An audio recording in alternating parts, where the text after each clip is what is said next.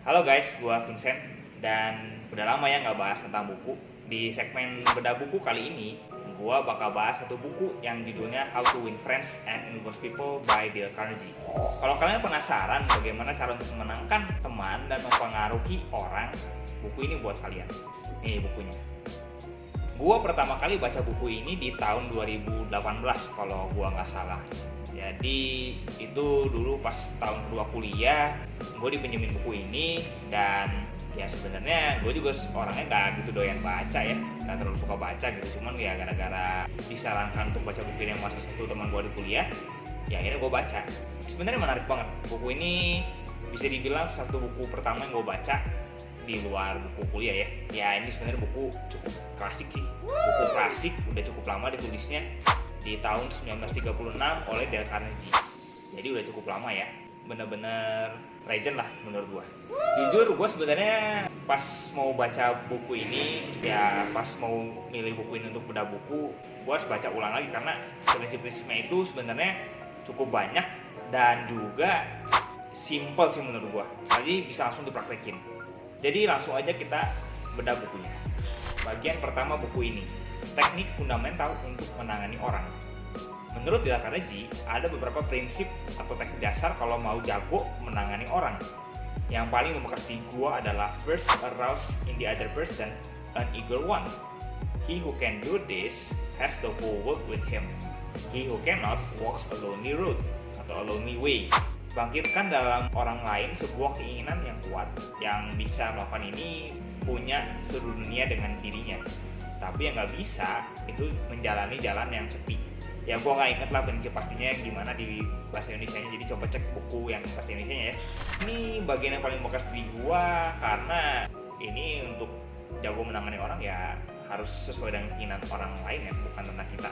Dan itu gampangnya kalau mau ngomong ya kayak mancing sih. Jadi dikasih contohnya mancing ya, ini yang paling bekas tentang mancing. Jadi Dale Carnegie itu secara pribadi suka strawberry dan krim. Tapi kalau dia mancing, ya ikan itu sukanya cacing. Ya logikanya dia adalah kalau dia ngasih strawberry dan krim, ya ikannya nggak akan datang dan dia nggak bisa nangkap ikan. Tapi kalau dia ngasih cacing, ada kemungkinan besar ikannya mau datang. Dan menurut dia, kenapa nggak coba pakai atau praktekin prinsip ini ketika memancing orang? Terus bagian kedua, buku ini cerita tentang cara membuat orang lain menyukai kita. Salah satu prinsipnya adalah tersenyumlah. Sederhana tapi efektif. Coba dipraktekin dulu dan ya siapa tahu ini bisa menghasilkan hal yang positif. Karena menurut Dale Carnegie, action speaks louder than words. Tindakan itu lebih keras daripada cuma kata-kata doang. Dan A Smile itu bilang hal ini, coba editor boleh tolong dimasukin di sini. Tindakan berbicara lebih keras daripada kata-kata, dan senyuman itu yang bilang sebenarnya bilang hal-hal tersebut. Tentu ada prinsip-prinsip lain yang gak kalah pentingnya ya, kayak menjadi pendengar yang baik dan biarkan orang lain berbicara lebih banyak tentang diri mereka. Yang ini sebenarnya bagus juga untuk dipraktekin ya, cuman gua nggak bahas detail di sini ya. Terus bagian ketiga, cerita tentang cara meyakinkan atau mempengaruhi orang lain. Di bagian ini prinsip yang nempel di gua adalah kalau salah akui dengan cepat dan dengan empati. Ini gue inget banget karena intinya ya jujur aja. Kalau salah ya ngaku aja dengan cepat dan dengan empati. Jadi mengaku dengan cepat dan dengan tulus ya. Ya ingat, nah cepat dan tulus. Bagian terakhir buku ini ngebahas tentang cara menjadi pemimpin. Bagaimana mengubah orang tanpa menyinggung atau membangkitkan kebencian.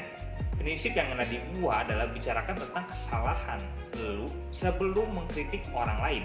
Menurut gua ini prinsip yang menarik dan gak gampang untuk dipraktekin sih, karena kan ya pengennya kita bener gitu. Tapi kalau kita salah gimana? Ya itu kan harus ngaku dan minta maaf mungkin, dan dengan tulus dan empati seperti yang di prinsip sebelumnya. Beres juga bedah buku kali ini. Sebenarnya buku ini ada banyak pelajarannya dan seperti biasa gue cuma pilih poin-poin pentingnya aja versi gue ya. Jadi kalau kalian mau tahu lebih lanjut, coba baca bukunya deh. Dijual juga di online shop, gampang banget aksesnya. Dan yang ditawarkan buku-buku ini menurut gue menarik karena ada yang mudah dipraktekin dan ada juga yang gak gampang. Coba deh baca bukunya. Oke, sekian video dari gue. Thank you for watching. Kita ketemu lagi di video selanjutnya.